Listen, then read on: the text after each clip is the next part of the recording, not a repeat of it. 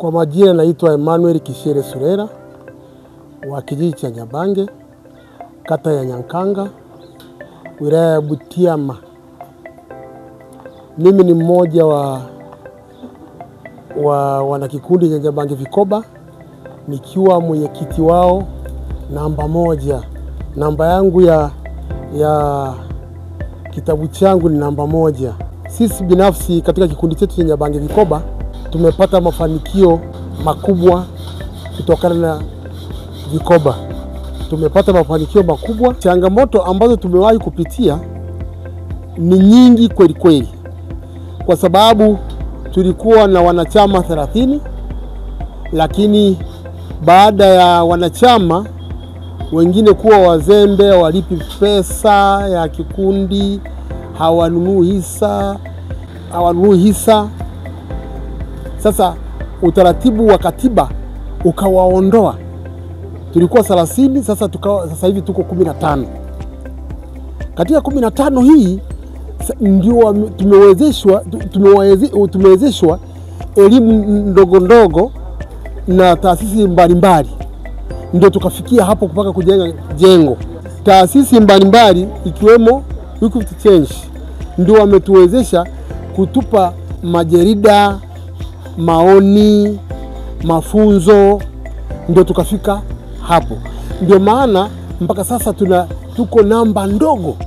Nadhani katika vikoba sisi ndio tuna namba ndogo, watu 15. Lakini matarajio yetu sasa, tunavyofikiri, tukiwezeshwa na hizi taasisi, tutafanya maneno makubwa sana, kwa sababu kama tuko watu 15 tukafanya maneno makubwa haya, kupata viwanja, kujenga, mpaka sasa tuna jengo. Nadhani sisi tukiwezeshwa sasa, matarajio yetu ni kujenga gorofa. Ndio matarajio yetu ambayo tunayofikiria hapo mbele, na kuwapa wajumbe masomo ya kuwezesha ili wajue ujasiriamali. Na wajumbe ambao hao 15 ambao ni Wanyabange Vikoba sasa wana hali nzuri. Wengine wana maduka, wengine wana magari, wengine wana nyumba nzuri za kuishi pamoja na biashara zao. Kwa hiyo tunahitaji itusaidie ili tupate mtaji mkubwa wa kuwezesha watu wanakikundi ili tuende mbele zaidi. Mimi binafsi ambaye ni mwenyekiti wao, mimi nashukuru sana vikoba, kwa sababu sasa nadhani nimeshafanya mambo mengi sana kuhusu vikoba. Nimejenga nyumba, pamoja kwamba haijaisha, lakini nimejenga nyumba nzuri. Nimenunua gari, nina duka moja la spare kama mnavyoiona, la spare pikipiki. Nina bucha, nina mtaji ambao unaoweza kunisapoti kwenda hapo mbele. Kwa hiyo nilikuwa nahitaji wanakikundi tukawa na msukumo mkubwa ambao tunaweza tukajisaidia mbele zaidi.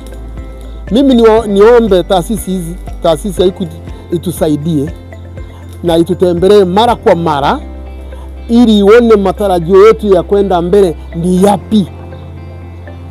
Na tunamshukuru mchungaji aliyetuwezesha mpaka kujua vikoba maana yake ni nini. Bila mchungaji tusijua vikoba. Wengine walidharau vikoba kwamba vikoba ni kitu gani na nini, lakini sasa wanaona matokeo yake. Sisi tunaomba mchungaji aendelee kuwepo ili atusaidie zaidi, na injili aliyonayo itusaidie zaidi.